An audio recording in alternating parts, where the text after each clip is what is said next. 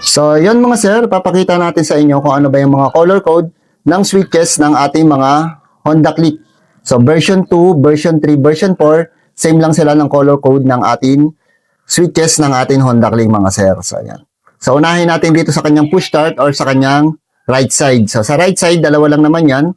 Isang pure green at saka isang yellow na may stripe na green mga sir. So, ayan. Yellow na may stripe na green, tsaka pure green. So, para siya sa push start. Tapos dito naman sa ating left side, so meron yan 8 wire. So, unahin natin yung para sa kanyang horn or sa kanyang busina. Itong color black, ito yun ating positive source ng ating busina. Ito naman color light green, ito naman yung trigger ng ating busina mga sir. Tapos sunod naman natin yung ating signal light. So, yung signal light natin, itong color gray, orange, tsaka light blue. Itong light blue. Itong tatlo, mga sir. Itong color gray, siya yung source.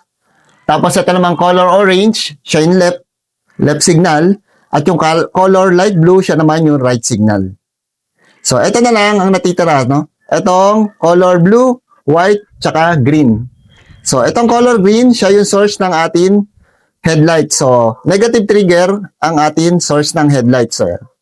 Tapos, sunod naman ay yung white wire, siya naman yung low beam. At yung blue wire, siya naman yung high beam. So, yan mga sir, ang color code ng ating switch ng ating Honda Click, mga boss.